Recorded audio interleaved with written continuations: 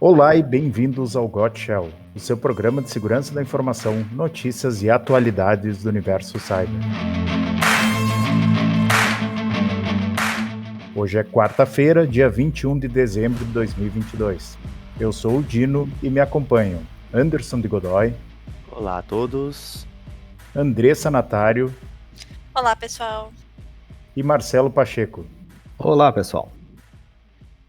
Hoje, no último episódio do ano, o tema é Threat Hunting, com a palavra o Red Team da IntegraSul. O que é Threat Hunting? Bom, basicamente o Threat Hunting é a prática de procurar por ameaças que estão dentro das empresas, ou algumas das vezes não detectadas, ou até mesmo sobre suspeita, né? O próprio nome, na tradução literal de Threat Hunting, seria caça às ameaças. Então essa é a ideia principal dele. Ele se aprofunda para encontrar os agentes mal intencionados dentro do ambiente que, de alguma maneira, conseguiram ultrapassar as defesas iniciais ali, seja o endpoint, firewall, alguma coisa assim. Né? E aí, quando é possível evitar com sucesso a detecção de um ataque ali, é que a gente vê o benefício que se tem com o Threat Hunting, né? Não, a detecção não é evitar o ataque. Sim, evitar a conclusão de um ataque, né? Porque Isso. teriam várias etapas que passariam entre ele ali até o atacante conseguisse, né? Porque geralmente o que acontece? O atacante ele fica modo stealth dentro da rede lá, escondidinho, né?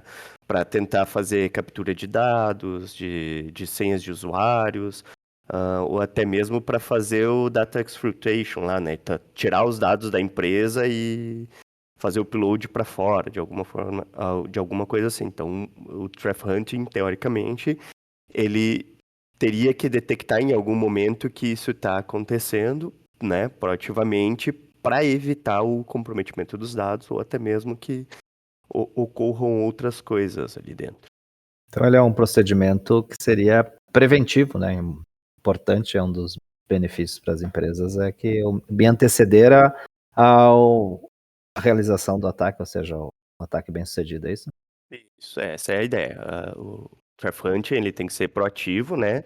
E, inclusive, ele tem alguns passos, os passos do Threat Hunt mais comum ali, que seria primeiro o passo, o alerta ali, o gatilho, que aí, obviamente, depende do framework que está sendo utilizado para framework, né? No nosso caso, como a gente trabalha com a Trend, a gente utiliza o Vision One, que é os workbench, né? Os alertas de workbench ali, que é algo que tu recebe e que tu necessita uma análise humana. Então, é o primeiro passo, o alerta. Segundo, a investigação, né? Beleza, tu entrar ali e ver aquele alerta, mas não tomar, não fazer nada de investigação para ver o que ele está tentando fazer, se tem alguma tática ou alguma técnica conhecida em cima daquela execução ali, né?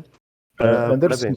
só um parênteses, então esse alerta, ele vai, por exemplo, se um atacante está tentando fazer um SQL injection ou um port scan na infraestrutura, alguma coisa assim, ele vai disparar um alerta? Isso, ele vai disparar um alerta que necessita uma intervenção humana, né?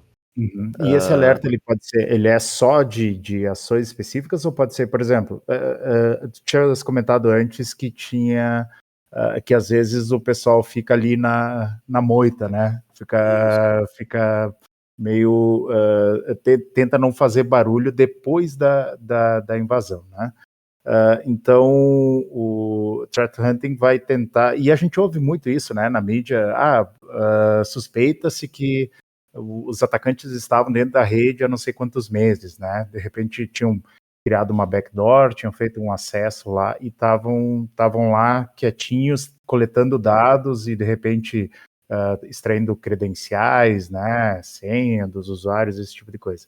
Então, como é que o threat hunting vai agir? Ou seja, esse alerta ele pode ser tanto uma tentativa de invasão ativa, né, que é, né, um port scan ou um SQL injection, por exemplo, que alguém está tentando fazer externamente no banco de dados, por exemplo, e também ele vai analisar comportamento estranho dentro da rede, é isso? Na verdade, tem algumas metodologias ali dele, né? De execuções ali. Tem a investigação de hipótese ou sugestão, né? Não sei se existe especificamente nesse formato, mas como eu acho que ela ocorre. Que, por exemplo, existem alguns tipos de ataques já conhecidos que estão ocorrendo. Por exemplo, vamos usar os Shadow Brokers lá. Que eles usavam a vulnerabilidade do Samba, né? Me lembro, Shadow Brokers era... Era do WannaCry. Ah, certo, Nossa, esse 2017, é isso?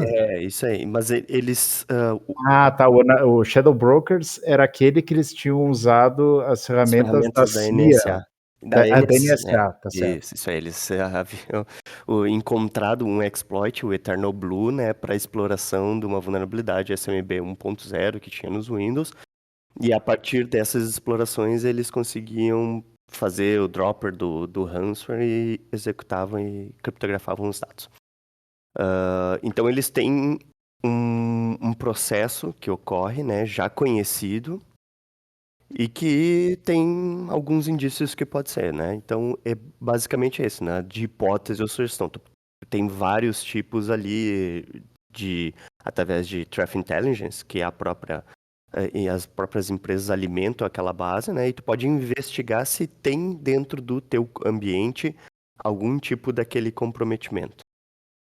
Também tem o indicador de comprometimento, a investigação com base no indicador de comprometimento, que é Famoso os IOC. IOCs, os IOC, Indicators of Compromise, ou de ataque, né? Indicador de ataque. IOA. Uhum. Que tem. Então, por exemplo, qual que é um indicador de comprometimento? O cara cria um arquivo com a extensão XYZ dentro do diretório Program Data. Então, tu também consegue, através dessa metodologia, saber que aquilo dali é uma indicação que tu teve um possível comprometimento. E também a partir de análises avançadas e investigação de machine learning, né? Coisa. Só para complementar lá aquela parte de antes ali, depois da investigação, o terceiro passo seria a resolução, né? Então, além dos passos, tem as metodologias de threat hunting também para serem executadas. Começa através do alerta, vai para a parte da investigação e ocorre a resolução. E aí tu pode utilizar alguma dessas metodologias para fazer esses 3 caminhos aí. Legal. E até, não sei se a questão do Mitre, né, que é um framework, que também ele auxilia nessa investigação, correto? Então, o Mitre, ele é um framework, né? O que é um framework? Framework é algo que vai te auxiliar, é uma Vai ferramenta, estruturar, né? Vai isso, estruturar a vai informação, vai estruturar, botar exatamente. nas caixinhas. Exatamente. É um dos métodos que você tem para fazer o threat hunting, não é o único, né? Também tem o Cyber Kill Chain, tá? Que daí, em vez de 14 fases, que é o que tem no Mitre, a gente vai ter 7, tá? Um pouco menor, porque ele acaba absorvendo várias fases do Mitre em uma única chain, né? Então, quando a gente, por exemplo, evita um ataque, a gente tem que quebrar uma dessas chains, né? Por isso que ele acaba... Se você evita uma dessas fases, se você quebra uma dessas fases, você evita o ataque, né? Então é bem interessante a Teria um ideia passo também. à frente ao atacante. Exatamente. Ajuda a identificar ali, né? Até porque ele tem dentro das matrizes lá dele grupos, por exemplo, assim, a APT 27 do grupo X, que nem eu tinha comentado do Shadow Brokers lá. Esse é o padrão, né, de execução dos ataques desse grupo. Então, né, na parte de reconhecimento, eles fazem scans ativos. Aí depois eles no acesso inicial eles têm outra forma de exploração, seja com exploit, alguma coisa assim. E as ferramentas de mercado utilizam então essas diretrizes para conseguir entender o que está acontecendo aí. Isso, é meio que para padronizar, né? Até que nem a Andressa comentou sobre o Cyber Kill Chain. O Cyber Kill Chain são aquelas 7 fases ali e é engessado naquilo dali. Para eles não modificam, né? E no caso do Mitre, apesar dele ter as 14 fases ali, nem todos os grupos utilizam todas, né? Sim. Eles podem pular até adquirir. Então eles utilizam o Mitre como uma padronização para que tu possa identificar táticas e técnicas de ataques de segurança que possam estar ocorrendo. Sim, porque as ameaças elas evoluíram, mas as táticas e técnicas elas são basicamente as mesmas, né? Isso aí. Então, Ele consegue mapear por ali. Então, quando a gente abre o Mitre aqui, o Mitre ATEC, tá? Que é o framework, a gente cai numa tela que ele vai te mostrar exatamente fases e o que é esperado em cada fase, o que um atacante pode fazer em cada fase, porque ele pode usar várias táticas dentro de cada fase, né? E para cada tática, técnicas específicas. Né? Então, por exemplo, vi um alerta no meu XDR que um usuário provavelmente caiu no phishing. E aí a gente começa a investigação, tá? Então, essa é uma investigação pós um incidente, por exemplo, tá? O que aconteceu após ele ter caído dentro daquele phishing? E aí a gente vai, bom, ele clicou no phishing e passou as credenciais. O que aquele atacante queria com as credenciais, tá?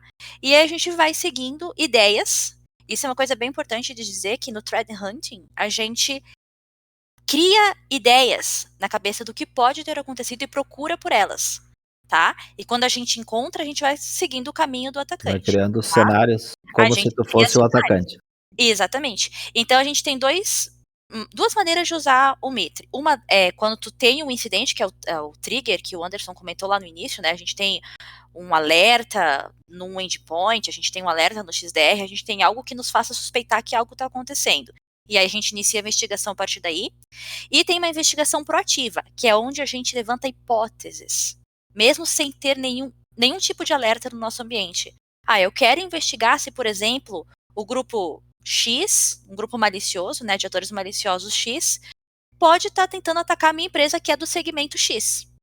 O que eu vou fazer? Eu vou olhar por táticas e por técnicas que são utilizadas por esses agentes maliciosos e vou procurar por elas dentro do meu ambiente. Isso é o threat hunting proativo, em que você vai lá e começa a procurar por OATs, né, Observed Attacking Techniques, dentro do teu ambiente. Tá? Então, o Mitre pode ser usado nesses dois cenários. Um em que você busca proativamente por coisas acontecendo no teu ambiente, mesmo que tu não tenha nenhum alerta que indique que algo esteja acontecendo. Como tu pode ter um alerta, e aí tu quer ver, bom, o que aconteceu? Ele te ajuda também numa parte mais forense ali. Entendi. Então as ferramentas de XDR aí, com telemetria, elas realmente são muito importantes para poder executar esse tipo de serviço, certo? Sim, são muito Senão importantes. tu tá voando no escuro, ou seja, se tu não tem uma Exatamente. visibilidade do que tá dentro do teu ambiente, tu não vai ter esses indicadores, né? Não, hoje no XDR, da Trend, no caso, falando especificamente da ferramenta que a gente trabalha, né? O agente que é instalado na máquina, ele é responsável por enviar telemetria para o Vigilant. O que é telemetria? Que às vezes a gente fala telemetria e não sabe exatamente o que é. Tudo que acontece na tua máquina é uma telemetria, tá? Eventos que são gerados no teu sistema, URLs que acessa, IPs com que se comunica, usuários que fazem logon, tudo isso é enviado em tempo real para o Vision One, que é o XDR da Trend. Então, eu não vi aquilo acontecendo, mas o log está sendo enviado. Então, se eu quero fazer uma pesquisa após ter acontecido, eu consigo, porque está salvo lá dentro, tudo o que aconteceu. Então, é muito importante, né? Porque é os olhos que a gente não tem. Sim, a visibilidade do ambiente. E o X realmente vem do ponto onde eu posso ter sensores em várias locais dentro da minha estrutura, né? Porque o EDR, que é a origem de tudo, dessa ideia da telemetria, ele era basicamente só do endpoint mesmo. Hoje, com o X, eu amplio isso para servidores, para e-mails, para redes. Então, eu consigo botar outros, e quanto mais informações eu receber, mais vai ajudar nesse processo, certo? Exatamente. Hoje também é algo que está sendo colocado no XDR, no caso do da Trend, né, que é bem interessante, é a parte de forense. Então, tu consegue criar playbooks, isso para ajudar a parte de TI, que hoje a gente sabe que não é fácil conseguir profissionais totalmente capacitados, entendidos de tudo, que conseguem ver tudo. Às vezes a equipe também é pequena, Sim. né? Então o XDR te ajuda muito, porque hoje na parte de forense do Vision One, por exemplo, ele está te permitindo criar playbook. O que o playbook faz? Ele consegue te fazer coleta do que ele está suspeitando. Então, por exemplo, quando um atacante ele termina de por exemplo, comprometer uma máquina ou extrair alguma coisa, ele pode apagar dados, né? É uma forma de ninguém saber o que ele fez lá. Ele vai lá e apaga log, né? É um exemplo. No playbook de forense do XDR hoje, da Vision One, né? Ele permite tu fazer, por exemplo, ele criou um arquivo lá dentro. E esse arquivo depois ele apaga, ele coleta aquele arquivo para ti se você deixa isso pronto no playbook. Então, o arquivo foi criado, mas eu não sei o que tinha naquele arquivo porque o rapaz lá apagou, né? O senhor apagou. O playbook do Vision One te permite baixar aquele arquivo. E aí tu sabe o que tinha lá dentro. Né? Então, bem interessante também a parte de forense agora que te permite coletar isso aí. Até porque essa etapa é interessante para aprender com o incidente, né? Acho que esse é um ponto bem importante quando ocorre um incidente, é a gente ter essa possibilidade de aprender para ele não ocorrer novamente, né? Ou seja, como é que eu vou proteger melhor. Uma pergunta bem comum é por que eu precisaria ter Threat Hunting, né, dentro, Isso. ou ter um processo de Threat Hunting? É justamente para isso, é para conseguir ter detecções de incidentes, conseguir fazer, além de detectar, responder e remediar antes que ocorra novamente ou que piore o cenário, né, dessa... Porque eu acho que até o surgimento desse tipo de serviço, essas soluções, era muito mais reativo, né, do que preventivo. Eu acho que a ideia do serviço é exatamente, tu ser preventivo, não adianta, depois que eu tive um ataque de ransomware, bom, eu vou agir agora para resolver o problema. Acho que se eu entendi bem a questão do conceito, realmente é eu poder estar estudando e investigando a todo momento se dentro do meu ambiente não está acontecendo algum tipo de ataque, é isso. Exatamente. E além disso, conseguir investigar da onde vem aquele caso ali. Esse ponto que eu achei interessante, por exemplo. Então ele está coletando informações da telemetria, os logs, quem logou o que tudo que aconteceu em todos os equipamentos que estão sendo monitorados por essas ferramentas. E, ou seja, naquele momento, de repente, teve um acesso a uma URL que não se identificou ser maliciosa ou não tinha nada intrinsecamente malicioso naquele acesso daquela URL. Só que isso pode ser útil depois na investigação, porque eu descobri que o atacante usou uma ferramenta que estava e usava uma URL específica. Eu posso voltar no tempo e ver todas as máquinas que acessaram aquela URL, por exemplo. Sim, é isso aí. Até teve um caso que aconteceu recentemente que a gente estava fazendo uma investigação, que a gente estava tentando identificar o paciente zero, né? Foi recebido o alerta de uma possível exploração e movimento lateral dentro da rede. E dentro da análise, a gente fez todo o caminho do que tinha acontecido, né? O usuário que tinha sido utilizado para fazer o logon. Posteriormente, ele tinha instalado um software, daí a gente foi verificar qual que era o software, daí era especificamente um software para análise de vulnerabilidades na rede. E após isso, ele tinha feito movimento lateral para outras máquinas, né? A partir de exploração.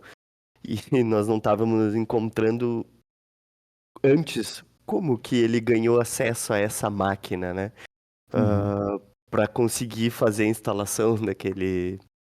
E aí até depois a gente foi descobrir que, na verdade, a execução era... Apesar da gente ter recebido o alerta, era válida. E era um agente fora do Brasil, que era uma empresa, uma multinacional, né? Em que a matriz, que ficava fora do Brasil, estava fazendo uma auditoria nas máquinas do cara aqui no Brasil. E aí o administrador de lá tinha logado e feito a instalação do software e feito para ver se realmente ia ser detectado essas coisas, né? Então, no fim, aquela máquina era o paciente zero mesmo, porque foi um acesso legal, digamos assim. E às vezes, então, fora de contexto, aquela informação ela não para nenhum alerta, mas depois na investigação tu consegue descobrir, né? Até porque o login, no primeiro momento, o login foi válido. Não teve um brute force para fazer a descoberta de usuário e senha, alguma coisa assim, não. Foi um usuário que logou. O que foi o trigger inicial foi o download de um scan de vulnerabilidades. Aí sim, opa, por que ele tá baixando um scan de vulnerabilidades? Aí é que começa, mas... É que nem tem um sistema para monitoramento por câmeras, por exemplo. Eu vi que aconteceu um incidente aqui, mas de repente, como é que a pessoa teve acesso a isso? Daí tu vai voltando no tempo até achar E tem isso. uma Tem outra todas essas questão. informações, fica fácil, né? Por se tratar principalmente de explorações e movimentos laterais, a gente sempre vai pensar no cenário mais catastrófico, né? Uhum.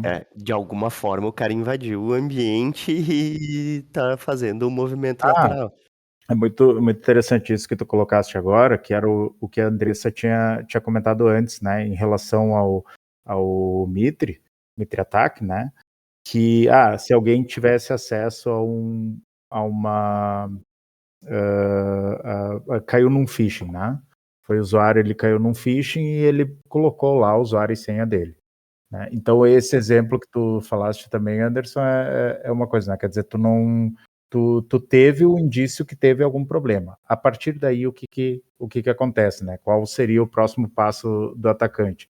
Então, o threat hunting também é criar esses cenários, essas narrativas, e tentar pensar como o atacante, o que ele faria em seguida. Como é que seria um cenário, por exemplo, esse do phishing? O que seria o próximo passo?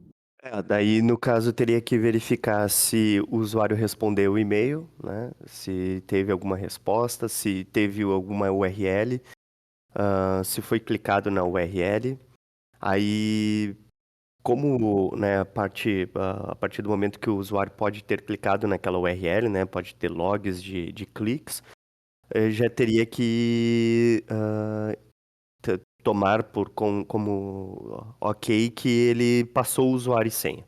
Uhum. E aí, com este usuário, tentar identificar tudo o que ele fez dentro da rede posteriormente, para verificar se daqui a pouco ele não teve algum outro tipo de acesso malicioso, né, ou até mesmo outras tentativas.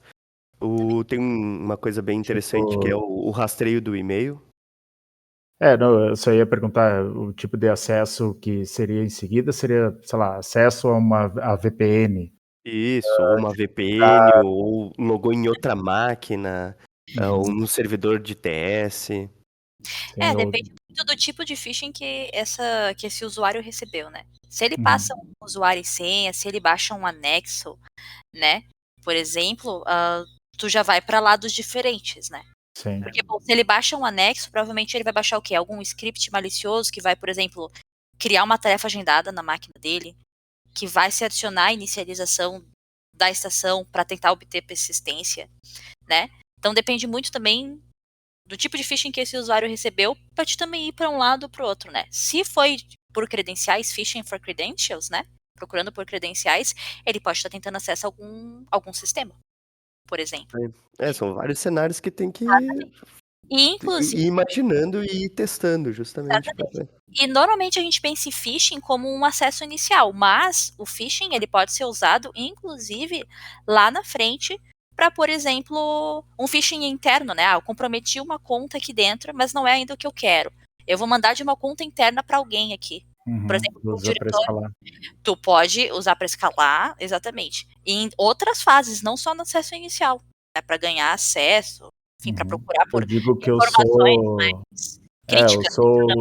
eu tô com o e-mail lá com o usuário da pessoa do financeiro, eu posso mandar um e-mail para alguém da TI pedindo um acesso diferente, ou que faça alguma coisa, me fazendo passar por uma pessoa que já conhece, porque eu já tenho acesso ao Teams, eu tenho acesso ao e-mail da pessoa, de repente ao mensageiro interno da empresa. Por isso que eu acho que também quanto mais pontos de telemetria eu estiver recebendo informações, mais assertivo ou antes eu vou estar com uma informação que um ataque está ocorrendo, né?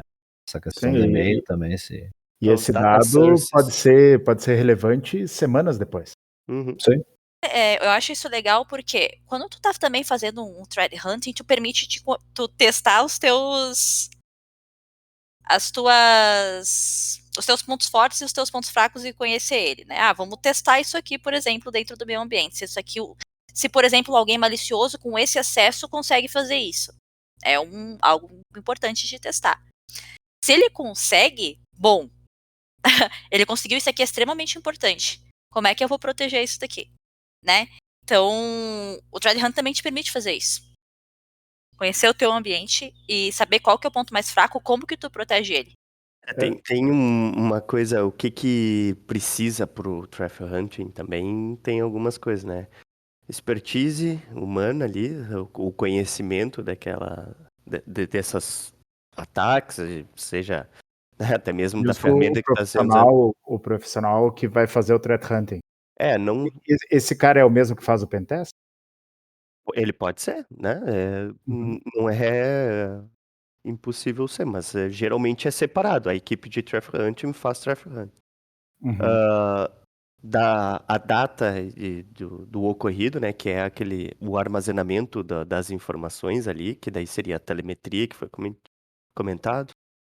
O Threat Intelligence ali, que é tu ter essas informações, uma base dessas informações, e ter um operacional, conseguir fazer, porque não adianta tu receber o alerta, sei lá, de um incidente que pode estar acontecendo no domingo, né, e tu não ter operacional para isso, porque daí talvez o atacante vai conseguir com sucesso e tu vai ter que fazer uma análise forense, que daí vai ser posterior já. Então também é preciso algumas coisas para se seguir, né, nessa parte de Threat Hunt. Então esse cara que vai fazer o threat hunting, ele tem que ser alguém curioso e perspicaz ali, que vai tentar se colocar no lugar do atacante para fazer imaginar por onde que o cara pode ter passado, o que ele poderia fazer. É isso aí. Ter pelo menos o conhecimento de como funcionam, né? Como funcionam os ataques, alguma coisa assim. E pesquisar bastante, porque o Mitre, ele ajuda bastante nessa parte ali. Então, por exemplo, assim, né, o cara tá rodando um scan ali, né, na parte de reconhecimento. O que ele pode fazer depois? Olha, se tu for lá dentro do Mitre, ele tem a parte de conhecimento e tem o próximo passo. Daqui a pouco, dos passos ali pode ajudar ele a dar a sequência no que o atacante fez. Então, Uhum. é interessante. Legal. E que tipo de ferramenta que se usa? Vocês comentaram antes do Visual One, SDR, mas que ferramentas são geralmente utilizadas no processo todo? E existe assim, não, tô tendo isso aqui é suficiente? Como é que faz se monta essa estrutura para fazer o threat hunting? Bom, hoje a gente gosta bastante do XDR que a gente utiliza ali, do Vision One da Trend, porque ele tem tudo o que tu precisa num único ponto, né?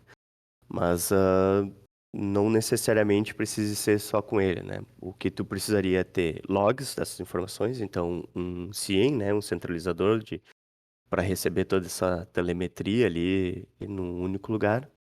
Tu conseguir fazer o correlacionamento desses logs, porque é uma coisa bastante importante que é se daqui a pouco a execução de algo malicioso dentro da rede não está acontecendo em outros pontos ou outros servidores. Então, tu ter essa correlação ali. Então, tipo, eu pegar logs do meu Firewall, eu posso pegar logs, por exemplo, do meu provedor de nuvem lá, da AWS, Os locais, quanto mais data sources tu tiver para receber logs, melhor é a investigação e melhor a resolução, né? Porque daí tu Uhum. consegue fazer o caminho inteiro. Pode ser que se tu não daqui a pouco tu não tá pegando logs do AD, tu não vai saber se o cara não deu erro de senha em algum lugar, alguma coisa assim, tu não consegue identificar. Então esse é um ponto. E então quanto mais data source tiver, melhor é para te fazer essa identificação. Além disso, os EDRs, né, daí no caso que nem o XDR ali é um facilitador. Pode ter um SOAR também dentro da rede para já automatizar algumas tarefas para identificar. E eu acho que é mais ou menos nesses pontos ali. É o SIEM para ter o centralizador de logs. os data sources para conseguir ter as informações de quanto mais lugar melhor e ter uma ferramenta para análise específica para isso dali. Uhum. E, tu comentaste do SOAR. O SOAR, o que ele vai fazer? Ele vai... Geralmente o SOAR ele já tem alguns playbooks, algumas coisas pré-definidas que ele já pode tomar algumas ações para facilitar, né? Então, pesquisas por CVEs específicos e quais são as máquinas que já tem aquele dali, para daqui a pouco tu atualizar elas ou até mesmo isolar aquelas estações. Sim, eu posso integrar o SOAR com o Firewall e daí, eu percebi que teve uma ameaça e essas máquinas foram afetadas, daí eu dou um comando lá para o Firewall bloquear essas máquinas. Isola essas máquinas, é isso aí. Até mesmo índice de risco de usuários para bloquear as contas, algumas coisas assim também é possível. E eu vejo assim no mercado também tá tendo uma entre aspas, uma colisão entre essas ferramentas, né, SOAR, CIEM, XDR, porque elas acabam tendo algumas funcionalidades meio que sobrepostas, exatamente. Porque se tu for ver Então, hoje, o XDR já tá. Porque o que é um CIEM? Eu ia falar especificamente de uma fabricante, mas o que é um CIEM? Ele faz a junção de logs para ti e correlaciona eles. O SOAR, playbook para tomar ação baseada nos logs do CIEM. Então eles se integram entre eles. O que o XDR faz hoje? Correlaciona logs e toma ação. a grande, pensando em segurança, acho que o XDR ele atende muito bem. Claro, o CIEM pode receber log de outros dispositivos, né, de Mas rede. tá tendo muita integração hoje, né? Então a tendência se leva por um caminho onde eles vão se colidir em algum momento. E se sobrepor de repente. O próprio, no caso do XDR que a gente trabalha aqui, hoje ele já consegue integrar com o Firewall. Sim, Não todos os fabricantes, mas com o Firewall, então, ferramentas de CIEM, com os próprios CIEMs, né? exatamente. Na realidade, mandando informação. Eu posso mandar um bloco a partir do XDR diretamente para o Firewall, ele bloqueia lá no borda, né? Eu posso bloquear URLs maliciosas, eu posso, né? Tudo isso integração com o Firewall. Consigo integrar com um AD, né? Lá dentro do ambiente. E aí, se tem um brute force dentro do meu ambiente, por exemplo, né? E suspeita que houve, por exemplo, dump de credencial, né? Uma quebra de senha, eu consigo bloquear aquele usuário, eu consigo forçar troca de senha, né? Mesma coisa para e-mail, se tiver integração. Então, hoje, né, essas ferramentas estão tendo integração justamente para te conseguir fazer tudo isso a partir de um único lugar. Então é só instalar essas ferramentas e tô seguro? Tô tranquilo? E o capital humano, que é a expertise que tu precisa ter também para fazer. E assim, threat hunting, ele é complementar à tua segurança. Exato. Tu precisa ter o teu endpoint protegido, o teu servidor protegido, precisa ter teu firewall bem configurado. Teu usuário bem treinado, né? Teu usuário bem treinado, um gateway de e-mail para evitar phishing, porque, né? Hoje. Sim. Então, tu precisa ter ainda, sim, mitigação para todas as ameaças. Sim, tu tem que cobrir todas as tuas bases.